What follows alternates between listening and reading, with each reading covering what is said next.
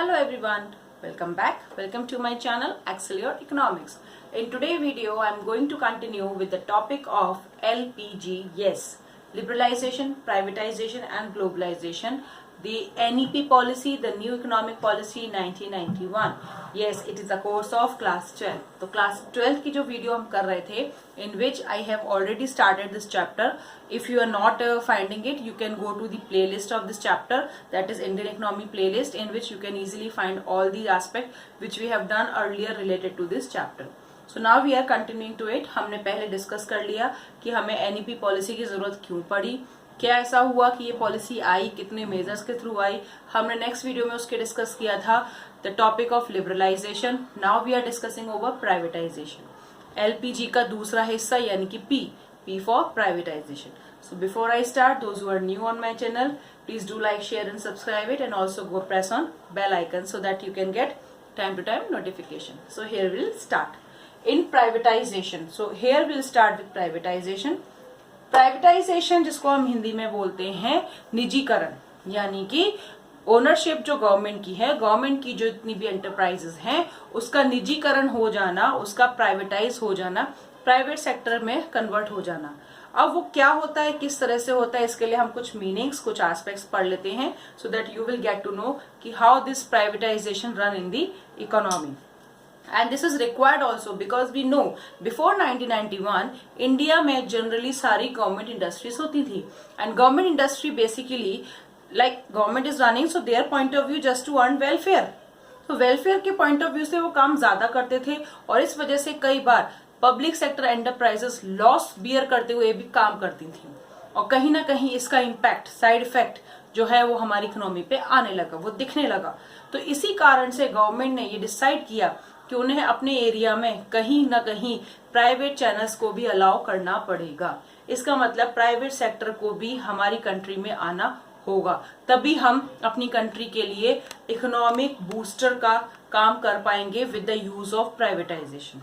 और अगर प्राइवेटाइजेशन हुआ तभी इकोनॉमी ग्रो कर पाएगी. ये जो प्रोस्पेक्टस था, ये जो बिलीव था, इसके बेसिस पे ही हमने प्राइवेटाइजेशन शुरू किया.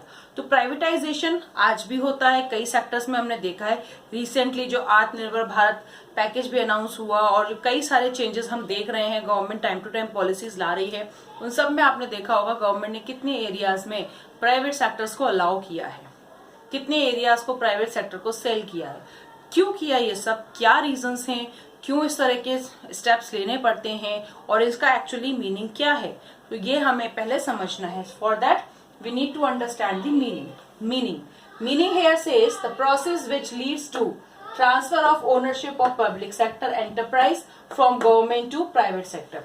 Simply says it is a transfer of ownership, यानी कि किसी गवर्नमेंट सेक्टर के हाथ में, गवर्नमेंट सेक्टर की एंटरप्राइजेस यानी गवर्नमेंट जिस एंटरप्राइज को ओन कर रही है, यानी मालिक है जिस एंटरप्राइज की, जिस जगह की, जिस औद्योगिक एरिया की, उससे ओनरशिप को ट्रांसफर कर देना किसके हाथों में, प्राइवेट सेक्टर के हाथों में. यानी गवर्नमेंट के हाथ से प्राइवेट सेक्टर को ये ओनरशिप चली गई, यानी अब उसका मालिक गवर्नमेंट नहीं प्राइवेट सेक्टर हो गया. तो इस तरह से निजीकरण कहा जाता है. निजीकरण का यही एक अर्थ होता है, यही एक मीनिंग है. अब इसके लिए चलते हैं, ये किस तरह से होता है. जो प्राइवेटाइजेशन है ये दो तरीके से होता है. It is done in two manners. दो तरीके से इसको हम करते हैं. First type is by withdrawal of the government from ownership and management of public sector enterprises. इसका मतलब गवर्नमेंट खुद अपनी एंटरप्राइजेस की ओनरशिप और मैनेजमेंट को विड्रॉवल कर दे.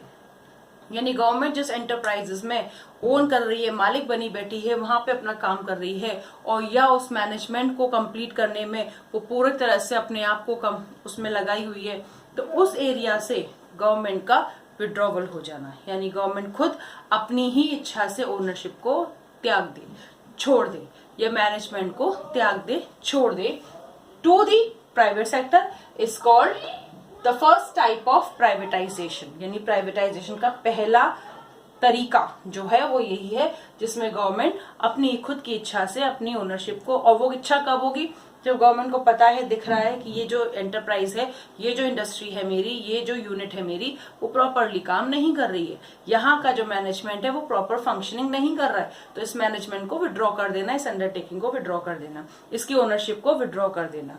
इस तरह से पहला स्टेप होता है। सेकेंड क्या होता है? By outright sale of public sector companies, यानी पब्लिक सेक्टर कंपनीज की सेल कर देना, मतलब टोटली ही। अभी इसमें क्या हो रहा था? सिर्फ ओनरशिप, राइट, ओनरशिप बदल रहे थे या मैनेजमेंट बदल रहे थे, राइट। पर अब क्या हो रहा है? सीधे सीधे हम उस कंपनी को यानी उस अंडरटेकिंग को ही बेच दे रहे हैं। तो इस तरह से दो तरह से प्राइवेटाइजेशन होता है। Meaning you got it, the way you got it, how privatisation run in the country. Now will discuss what are the policies, what are the steps which are taken in privatisation. क्योंकि privatisation meaning तो समझ लिया, निजीकरण समझ में तो आ गया कि गवर्नमेंट के ओनरशिप को बदल देना, राइट। या तो इच्छा से बदल देती है, मैनेजमेंट बदल देती है, या फिर यूनिट ही पूरी सेल कर देती है। लेकिन इस पूरे प्रोसेस में अगर हम बात करें, इस पूरे मीनिंग में, इस दो तरह के मैनर में, एक्चुअली हम इन चार तरह के फेजेस को देखते हैं।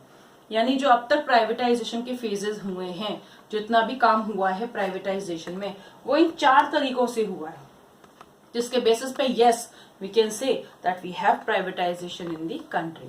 तो वो चारों चीजें क्या हैं, चारों पॉलिसीज क्या हैं, चारों स्टेप्स क्या हैं, चारों चरण क्या हैं, जिसके थ्रू हमने प्राइवेटाइजेशन देखा हमारी कंट्री में, that will discuss now. So here we have first disinvestment.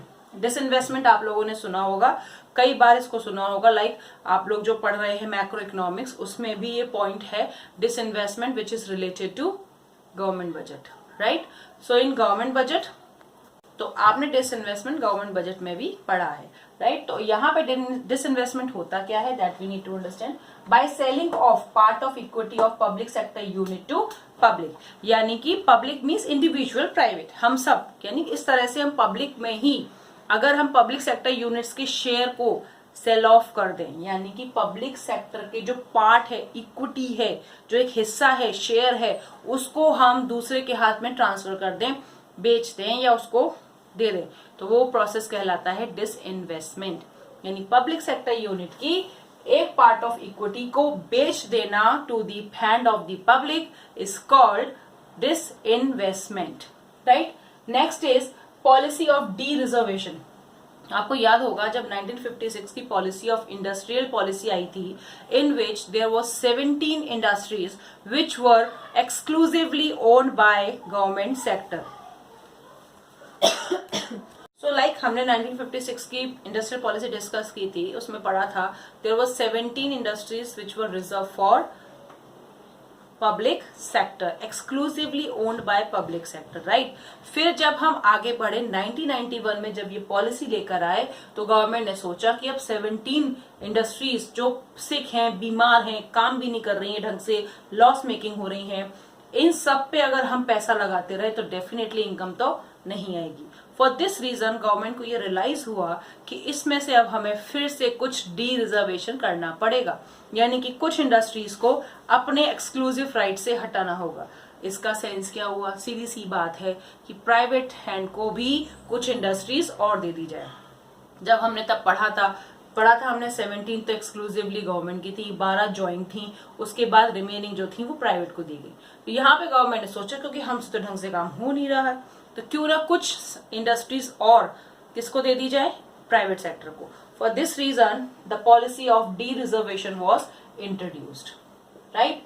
अब इसमें क्या हुआ? Allowing PSUs to enter in a area not reserved for it, यानी कि पब्लिक सेक्टर के लिए जो एरिया जो रिजर्व नहीं थे पहले, उन एरिया में भी उनको एंटर करने दे दिया, यानी कि प्राइवेट सेक्टर को अलाउ कर दिया उन पब्लिक सेक्टर यूनिट्स में जहां पर वो इजीली आ सके, काम कर सके और पब्लिक सेक्टर अंडरटेकिंग्स को कंपटीशन दे रखें।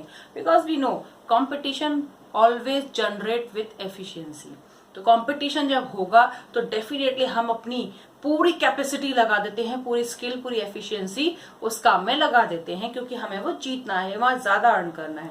फॉर द सेम रीजन कि गवर्नमेंट ने प्राइवेट सेक्टर को लिए ये इंडस्ट्रीज खोली, पब्लिक सेक्टर इंडस्ट्रीज जहां पर प्राइवेट इंडस्ट्रीज को आना अलाउ नहीं था, उनको अलाउ किया so that they can give a healthy competition to public sector unit, so that they can also have a equal chance, better chance to work better, अच्छा काम कर सके, अच्छा प्रोग्रेस कर सके, अच्छा प्रॉफिट मार्जिन अर्न कर सके। तो पहले जो 17 इंडस्ट्रीज थी वो 8 हो गई 1991 में। कब हो गई? 1991 में, means with the use of privatisation. और आज रिसेंटली 2001 में इट इज 3। तो 2001 में आते आते ये इंडस्ट्रीज 3 हो गई और अभी मेरे आई थिंक ये अब 2 रह गई हैं। तो अब जो इंडस्ट्रीज हैं ये सिर्फ 2 रह गई हैं। इसके लिए हम एक बार देख लेंगे, जाकर के अपने गूगल पे हम सर्च करेंगे कि एग्जैक्टली 2 हैं कि 1 रह गई, क्योंकि गवर्नमेंट की पॉलिसीज हर साल, हर 10 साल में बदल रही हैं, राइट। तो 17 से 8 हो गई, 8 से 3 पर आ गई, या 3 से अब 2 पर हैं। तो इस तरह से हमने देखा पॉलिसी ऑफ डी रिजर्वेशन, जिसके थ्रू प्राइवेट सेक्टर्स को भी और इंडस्ट्रीज अलाउ हो गई जो पहले सिर्फ और सिर्फ पब्लिक सेक्टर के पास थी। Moving to the next, policy for sick PSUs, जो सिक यानी कि बीमार हैं, बीमार इन द सेंस अच्छे से काम नहीं हो रहा है, लॉस जा रहा है, बहुत टाइम से उनकी वर्किंग एफिशिएंसी डाउन जा रही है और ओवरऑल मार्केट में ज्यादा प्रोग्रेस नहीं आ रही है। तो इस वजह से भी हम देख सकते हैं कि इन एरिया में प्राइवेट सेक्टर की रिक्वायरमेंट 3, मतलब जो इंडस्ट्रीज अच्छा काम नहीं कर पा रही, कहीं ना कहीं लॉस मेकिंग हो रही हैं, वहां पे प्राइवेट सेक्टर का आना जरूरी है। क्यों जरूरी है? कंपटीशन देंगे, एफिशिएंट मैनेजमेंट होगा, तो डेफिनेटली स्किलफुल वर्क होगा और आउटपुट बेटर आएगा, राइट। तो establishment of BRPSE, here we are talking about establishment of BRPSE. It is known as Board for Reconstruction of Public Sector Enterprises, यानी कि एक बोर्ड बनाया गया जो क्या काम करेगा, जो पब्लिक सेक्टर एंटरप्राइजेस हैं उनके रिकंस्ट्रक्शन पे, उनके रिवाइवल पे काम करेगा, यानी उनको वापस खड़ा करने के लिए, जो बेचारी मर चुकी हैं, जो बहुत बीमार हैं, उनको वापस स्टैंड करने के लिए, इन पे काम करने के लिए बोर्ड डिसाइड किया गया। और इस बोर्ड का पहला टास्क यही था कि अगर हम प्राइवेट सेक्टर्स को आने दें तो डेफिनेटली कहीं ना कहीं इंप्रूवमेंट आएगा। लाइक अगर हम आज की बात करें तो railway, we all know railway जो है गवर्नमेंट के हाथ में ही है, गवर्नमेंट ही इसको रन करती है, पर फिर भी गवर्नमेंट ने कुछ हिस्से प्राइवेट चैनल्स को दे रखे हैं, गवर्नमेंट ने कुछ एरियाज में प्राइवेट चैनल्स को अलाउ किया है। क्यों? ताकि वो एरिया सुधर सके। और अभी हमने रिसेंटली सुना भी है कि गवर्नमेंट अब, क्योंकि ट्रेनों की रिक्वायरमेंट ज्यादा है, ट्रेन हमारी कंट्री में ज्यादा चाहिए, बट उतनी है नहीं, तो गवर्नमेंट अब यहाँ भी प्राइवेट चैनल्स को इनवाइट कर रहा है, प्राइवेट चैनल्स को लेके आ रहा है, प्राइवेट इंडस्ट्रीज को लेकर आ रहा है, जिससे वो रेलवे में भी कंट्रीब्यूट कर सके और एक नया स्ट्रक्चर खड़ा कर सके, so that railway can also work smoothly. तो ये सब क्यों होता है टाइम टू टाइम की, ताकि जो इंडस्ट्रीज ठीक से काम नहीं कर रही हैं, ठीक से नहीं चल पा रही हैं, उनको एक्स्ट्रा अटेंशन दी जाए, एक्स्ट्रा मेडिसिन दी जाए, एक्स्ट्रा डोज दी जाए, सो that they can work better. इसलिए प्राइवेटाइजेशन जरूरी हो जाता है। तो ऐसी इंडस्ट्रीज में भी प्राइवेटाइजेशन आता है। So it is very simple to advise to government for revival of sick और loss making industries. Moving to the next one which is very important part of privatisation, that is special status to PSU, public sector undertakings, जो private sector के through आज काम कर रही हैं, उनमें एक स्पेशल स्टेटस दिया गया और 3 तरह की इंडस्ट्री सेटअप की गई जो पब्लिक सेक्टर के नाम से जानी जाती हैं। महारत्न, हम सबको पता है 2020 के अकॉर्डिंग अब हमारी कंट्री में टोटल 10 महारत्न हैं। ये डेटा है जनवरी 2020 का, जिसके अकॉर्डिंग महारत्न इंडस्ट्रीज जो है हमारी कंट्री में, जो कि PSUs है, government sector public sector undertaking है, और ये स्मूथली काम कर रही हैं and they are giving the special attention, special status due to the policy measure of privatisation. Privatisation की वजह से इनको स्पेशल अटेंशन दिया गया और ये अच्छा काम करने लग गई, राइट। सेकेंड है नवरत्न।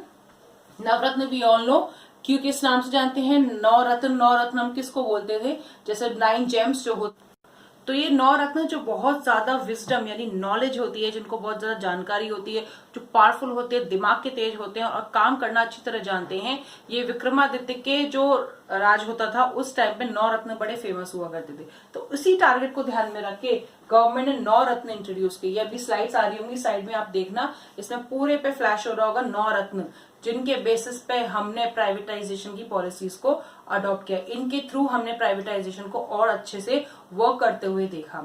These 9 you can see BHEL, NTPC, HP and VSNL, these all are the group of 9 gems. तो इस तरह से हमने जाना ये नवरत्न होते हैं, लेकिन 2020 के अकॉर्डिंग अब इसकी कैटेगरी 14 हो गई है। मतलब 9 रत्न नहीं है, हम बोलते हैं इनको नवरत्नी है क्योंकि स्टार्टिंग तो 9 से ही हुई थी, लेकिन अब इस एरिया में 14 ऐसी इंडस्ट्रीज हैं जो कि काम कर रही हैं। फिर है मिनी रत्न, जो उनको स्पेशल अटेंशन दिया जाता है, यानी कि इन 2 के बाद जो नेक्स्ट एरिया है पब्लिक सेक्टर अंडरटेकिंग्स में, उनको हम कंसिडर करते हैं मिनी रत्न। तो ये नवरत्न महारत्न के फोटोज आपको इस पे स्क्रीन पे साइड बाय साइड दिख रहे होंगे, जिससे आप और बेटर समझ सकते हैं कि इनको स्पेशल स्टेटस क्यों दिया गया। so that they can also work smoothly, they can also work efficiently and can provide best profit to the government with the welfare point of view. For this reason, these are the steps taken during privatization. So क्या क्या steps लिए गए? पहला disinvestment, policy of de-reservation, policy for sick public sector undertakings and special status to public sector undertakings. इसके through हम देख सकते हैं कि प्राइवेटाइजेशन 1991 के बाद आज तक के एरा में 30 साल हो गए हमारी कंट्री को एनईपी पॉलिसी लॉन्च हुई। तो इन 30 सालों में आपने देखा होगा कि प्राइवेटाइजेशन किस तरह से हमारे पूरी इकोनॉमी में स्टैब्लिश हो चुका है, and it is very important part of our economy. So this is how we can understand privatisation. I hope आपको ये सारा समझ में आ गया होगा। अब इसके कंटिन्यूशन में हम सिर्फ ये पढ़ेंगे what are the arguments against in favour of privatisation, मतलब ये कितना फायदेमंद रहा और कितना नुकसान दिया, merits and demerits, which will I will discuss with you in very short way, क्योंकि वो सिर्फ आपको समझना है, that you can also explain well. So you just write down the whole so that we can start with merits and demerits of privatization.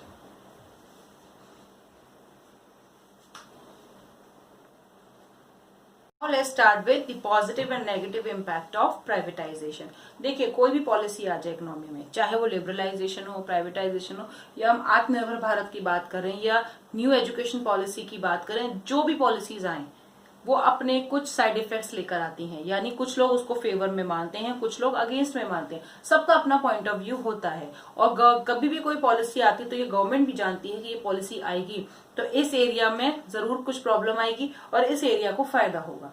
यानी कि हर policy के 2 पहलू होते हैं, एक उसका अच्छा भी होगा और एक उसका बुरा भी होगा। लाइक वी ऑल नो, सिक्के के 2 पहलू होते हैं ना। तो इसी तरह से हर पॉलिसी के 2 एस्पेक्ट होते हैं, नेगेटिव एंड पॉजिटिव। तो पॉजिटिव क्या है, अच्छा क्या हुआ प्राइवेटाइजेशन से, वो समझ लेते हैं। क्योंकि अच्छा तो होता ही है, तभी तो प्राइवेटाइजेशन लिया जाता है, अदरवाइज गवर्नमेंट क्यों इतना फोकस करेगी प्राइवेटाइजेशन के लिए? रीजन इज सेम, क्योंकि प्राइवेटाइजेशन होने से डेफिनेटली कहीं ना कहीं गवर्नमेंट को फायदा हो रहा है, इसलिए वो इस पे एम्फसाइज भी करता है और टाइम टू टाइम प्राइवेटाइजेशन बढ़ाता ही जा रहा है। आप देखें 1991 से 2020 तक प्राइवेटाइजेशन हमारी इकोनॉमी में बहुत ज्यादा हो चुका है। So this is why, because it has some positive impact. This is the reason. So what are those positive impact? Here we'll discuss improvement in managerial efficiency. Yes, definitely. जो लोग private industries में काम करते हैं, आपने अपने आसपास भी देखा होगा, जो लोग प्राइवेट जॉब्स करते हैं वो ज्यादा काम करते हैं, ज्यादा एफिशिएंट होते हैं, ज्यादा अपडेट होते हैं, ज्यादा नॉलेज रखते हैं as compared to the government employees. तो ये क्यों चेंजेस आते हैं? क्योंकि हमें पता है they are fixed, government employees are fixed, उनको पता है कि उनको कोई हटाएगा नहीं नौकरी से, तो वो अपनी मनमाने ढंग से काम करते हैं, अपने मनमाने ढंग से मैनेजमेंट चलाते हैं। पर प्राइवेट सेक्टर में ऐसा नहीं है। प्राइवेट सेक्टर का बहुत क्लियर एस्पेक्ट है, काम करोगे तो आगे कंटिन्यू करोगे, नहीं तो हटा दिए जाओगे। For this reason private sector में हर पर्सन पूरी एफिशिएंसी, पूरी मेहनत के साथ काम करता है, इसलिए उनका मैनेजरल एफिशिएंसी हाई होती है, उनका जो मैनेजमेंट होता है वो ज्यादा एफिशिएंटली काम करता है। इसलिए यहाँ पर इस सेक्टर की सबसे बड़ी पॉजिटिव साइड, सबसे बड़ी अच्छाई यही है कि यहाँ पे आदमी को काम करने की स्किलनेस, एफिशिएंसी बढ़ा देती है, आदमी के एफिशिएंसी को हाईलाइट करती है और उसका पूरा यूटिलाइजेशन करती है, पूरा यूज करती है प्रोडक्शन को बढ़ाने में। सो इस तरह से इसका हम ये पॉजिटिव साइड देख सकते हैं। नेक्स्ट इज कॉम्पिटेटिव एनवायरनमेंट, क्योंकि डे टू डे लाइफ बदल रही है, ग्लोबलाइजेशन हो चुका है, हम कंपटीशन देख रहे हैं हर जगह। तो इसी तरह से मार्केट में अपने प्रोडक्ट को बनाए रखने के लिए अपने स्किल, नॉलेज, एफिशिएंसी, अपनी पावर और अपनी हर एस्पेक्ट को हम इतने अच्छे से यूटिलाइज करते हैं कि उस प्रोडक्ट का एक नया ही पहलू हम दिखाते हैं लोगों को। सेम प्रोडक्ट आपने देखा है मार्केट में कितने तरीके से बिकता है। तो ये क्या है? एक कॉम्पिटिटिव इन्वायरमेंट है अपना कंज्यूमर बनाने के लिए, अपने कंज्यूमर की मार्केट तैयार करने के लिए, अपने प्रोडक्ट की मार्केट को क्रिएट करने के लिए और एक्सपेंड करने के लिए कंपटीशन होना जरूरी है। तो प्राइवेट सेक्टर का एक सबसे बड़ा एस्पेक्ट यही है, प्राइवेटाइजेशन का एक पॉजिटिव एस्पेक्ट यही है कि कंपटीशन बढ़ाता है और कंपटीशन में हम better to better quality and quantity of product economy में लाते हैं एंड सर्विसेज भी प्रोवाइड करते हैं। आपने देखा होगा बैंकिंग सर्विसेज हमारी कंट्री में कितनी बदल चुकी हैं। क्या पहले ऐसा था? नहीं। तो अब ये चेंज क्यों आया? क्योंकि प्राइवेट बैंकिंग्स आ गई और प्राइवेट बैंकिंग्स इतना फैसिलिटेट करने लगी अपने कस्टमर को कि पब्लिक बैंकिंग्स ने भी सोचा कि अब हमें भी अपने कस्टमर को अट्रैक्ट करना पड़ेगा, अदरवाइज हमारे कस्टमर हमसे चले जाएंगे। तो इस तरह से कंपटीशन रेजअप हुआ, कंपटीशन बढ़ा और फाइनली वी कैन सी कितनी अच्छी तरह से हमारी इकोनॉमी ने बूस्ट किया। हम अंडर डेवलप कंट्री से डेवलपिंग कंट्री कहलाए गए। अभी पेंडेमिक ने थोड़ी सिचुएशन जरूर बदली है, but still India is a hard working and largely growing economy of the world and will definitely boost up again, right. Next is profit. Definitely privatisation का सबसे बड़ा मोटिव गवर्नमेंट का यही होता है, टू अर्न हाई प्रॉफिट, क्योंकि जो government industries होती हैं वो बेसिकली वेलफेयर ओरिएंटेड होती हैं। गवर्नमेंट का काम जनरली वेलफेयर मोटिव से होता है। तो हमारी इकोनॉमी मिक्स्ड इकोनॉमी है, इसलिए प्राइवेट सेक्टर का रोल इक्वली इंपॉर्टेंट है और प्राइवेट सेक्टर अगर आएगा तो डेफिनेटली प्रॉफिट साथ में बढ़ाएगा। तो इंडस्ट्रीज में, पीएसयूज में या गवर्नमेंट एरियाज में जो एरिया काम नहीं कर रहे हैं, प्रॉफिट नहीं दे रहे हैं, उन एरिया में प्रॉफिट जनरेट करने के लिए प्राइवेट सेक्टर आना जरूरी हो जाता है। तो प्राइवेट सेक्टर का सबसे बड़ा पॉजिटिव साइड यही है और इसी कारण से इसको ज्यादा यूज किया जाता है हमारी इकोनॉमी में for the reason to earn more profit. Next is reduce deficit. Definitely जब प्रॉफिट ज्यादा होगा, इनकम ज्यादा होगी, एक्सपेंडिचर कम हो जाएंगे और उन एक्सपेंडिचर को मीट करने के लिए हमारे पास इनकम आ जाएगी, तो हमें बाहर से बोरो नहीं करना पड़ेगा। जब हम बाहर से बोरो नहीं करेंगे तो हम डेप्ट में नहीं आएंगे, डेप्ट में नहीं आएंगे तो हम डेफिनेटली बेटर इकोनॉमी चला सकेंगे, क्योंकि जितना ज्यादा डेट बढ़ेगा उतना हमारे लिए प्रॉब्लम बढ़ेगी। तो ये डेफिशिएट जो आता है एक्सपेंडिचर और इनकम के बीच का इम्बैलेंस, यानी इनकम को ज्यादा बढ़ाओ और एक्सपेंडिचर को कम करो, तभी हम सरप्लस बना सकते हैं। बट यहाँ क्या होता है, हमारी इकोनॉमी में एक्सपेंडिचर ज्यादा है, तो उस एक्सपेंडिचर को मीट करने के लिए इनकम चाहिए। इनकम किससे आएगी? प्रॉफिट से। So it reduce deficit. Next is more investment. Privatisation is always focus on profit. उनका मेन टारगेट होता है प्रॉफिट, और प्रॉफिट के लिए वो कैपिटल लगाएंगे, क्योंकि पैसे से ही पैसा बनता है। Capital formation, investment is the process of capital formation. तो पैसे से ही पैसा बनाएंगे वो, तो जितना ज्यादा लगाएंगे उतना ज्यादा क्रिएट करेंगे। तो इसलिए ये मोर इन्वेस्टमेंट क्रिएट करता है। और इस ट्रेंड में हमें पता है 1991 से हमारी कंट्री में दो तरह के इन्वेस्टमेंट बहुत ज्यादा हुए हैं, that is FDI and FII, foreign direct investment, foreign institutional investment, जिसने हमारी कंट्री के सिनेरियो को ही बदल दिया। तो यानी फॉरेन इन्वेस्टमेंट आने से फॉरेन करेंसी का इनफ्लो बढ़ गया। फॉरेन करेंसी का इनफ्लो बढ़ा तो कैपिटल स्टैंडर्ड बढ़ गया हमारी इकोनॉमी का, और ओवरऑल इकोनॉमी का standard among the world Nations also increase. पूरे वर्ल्ड वाइड हमारी इकोनॉमी की फॉरेन एक्सचेंज रिजर्व बेटर हो गई कंपेयर टू अर्लियर। पहले से 1991 के पहले से आज हमारी कंट्री में फॉरेन एक्सचेंज रिजर्व अच्छा है। It is just because of privatisation we had more investment in two ways through which we are having more capital formation. Last is employment. Definitely private sectors आएंगे तो नई industries आएंगी, नई industries आएंगे तो लोगों को काम मिलेगा। So these are the positive sides of privatisation. Now we are going for negative sides. Negative क्या हुआ, क्या ऐसा हुआ जो प्राइवेट सेक्टर ने नहीं देखा और जिसका कहीं ना कहीं बुरा प्रभाव हमारी इकोनॉमी में पड़ा? पहला, सोशल वेलफेयर। डेफिनेटली इनका टारगेट क्या है? प्रॉफिट। तो प्राइवेट सेक्टर तो मार्केट ओरिएंटेड है, वो तो प्रॉफिट कमाने के लिए आती है, तो वो प्रॉफिट पे ज्यादा ध्यान देते हैं, सोशल वेलफेयर पे नहीं। लोगों को फायदा हो रहा है नहीं हो रहा उससे कोई लेना देना नहीं है, कंपनी को प्रॉफिट होना चाहिए। इसको हम ऐसे भी समझ सकते हैं, एम्प्लॉयमेंट, लोगों से कितना काम कराया जाता है। प्राइवेट सेक्टर में जो लोग काम करते हैं वो बहुत ज्यादा काम करते हैं, और अगर ओवर ड्यू डे भी करें काम, उनको कोई एक्स्ट्रा पेमेंट नहीं होता। तो इसका मतलब सोशल वेलफेयर यहाँ पर कहीं नहीं है, ये सिर्फ प्रॉफिट मोटिव है। Next is unemployment. देखिए, एक साइड तो एम्प्लॉयमेंट दे रहे हैं, पर जिस सेक्टर में ये आ रहे हैं, जिस एरिया में ये जंप करते हैं, जिस एरिया को ये टेक ओवर करते हैं, वहां के लोगों को तो अनएम्प्लॉयड कर देते हैं।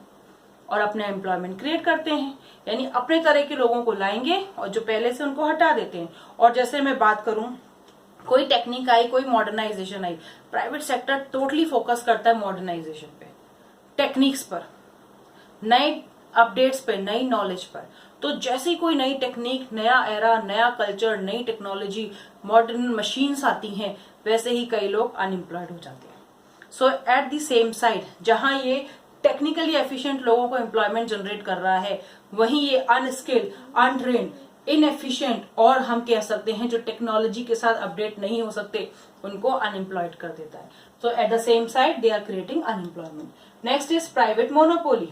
डेफिनेटली ये भी होता है, क्योंकि हमें पता है प्राइवेट सेक्टर अच्छा काम करता है तो कहीं ना कहीं इनकी मोनोपोली भी आ जाती है। ये अपने आप को एकाधिकार समझने लगते हैं कि अब जो है हम ही हैं, हमारे अलावा लोगों के पास चॉइस नहीं है, क्योंकि इतना अच्छा मार्केट क्रिएट कर देते हैं अपने कंज्यूमर्स के लिए कि कंज्यूमर ब्लाइंडली इनके प्रोडक्ट्स को, इनकी सर्विसेज को यूज करने लगता है। तो इस तरह से इनकी मोनोपोली क्रिएट हो जाती है, जो दूसरे लोगों को मार्केट से हटा देती है, दूसरे प्रोड्यूसर्स को, दूसरे इंडस्ट्रीज को। यानी गवर्नमेंट इंडस्ट्री की हम बात करें, लाइक एजुकेशन में बात करें, तो प्राइवेट स्कूल लोग ज्यादा प्रेफर करते हैं एज कम्पेयर टू गवर्नमेंट। क्या रीजन है? क्योंकि better quality product, better services provide कर रहे हैं, इसलिए कहीं ना कहीं ये प्रॉब्लम क्रिएट कर देता है और प्राइवेट मोनोपोली आ जाती है। Next, loop sided industrial development. Private sector का मेजर एम रहता है कि वो ज्यादा से ज्यादा प्रॉफिट अर्न कर सकें, शॉर्ट टर्म में ज्यादा अर्निंग की तैयारी कर लेते हैं। मींस इनका टारगेट क्या रहता है? शॉर्ट रन में मोर अर्निंग्स, मोर प्रॉफिट, हम इसको लिख सकते हैं मोर प्रॉफिट, जिसके कारण क्या होता है कि इसका लॉन्ग टर्म इंपैक्ट ये नहीं देख पाते। तो लूप साइडेड है, डबल साइडेड इंडस्ट्रियल डेवलपमेंट चल रहा है इसमें। शॉर्ट टर्म में तो हाई प्रॉफिट दिख रहा है, पर जैसे इंडस्ट्रीज लॉन्ग टर्म में एंटर कर जाएंगी, ज्यादा आगे तक काम कर जाएंगी, वहीं इनकी कहीं ना कहीं वीकनेस दिखाई देने लगेगी और लॉस भी क्रिएट होने लगता है। इसका मतलब ये इंडस्ट्रीज की जो स्ट्रैटेजी है वो शॉर्ट टर्म ही रहती है, लॉन्ग रन में काम ही नहीं कर पाती। और जब हम गवर्नमेंट इंडस्ट्रीज की बात करें, वो लॉन्ग टर्म सिनेरियो पे ध्यान रखती हैं, वो शॉर्ट टर्म अर्निंग्स पे नहीं।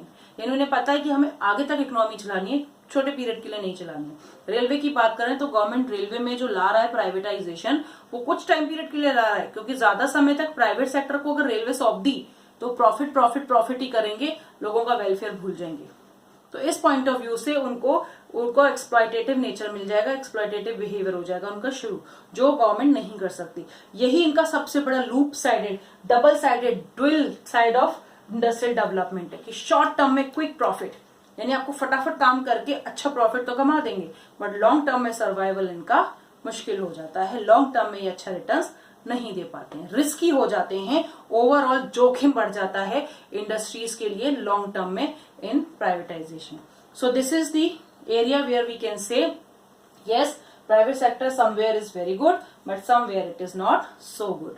So this is how we have discussed over privatization, meaning there are two manners, the policies which were required.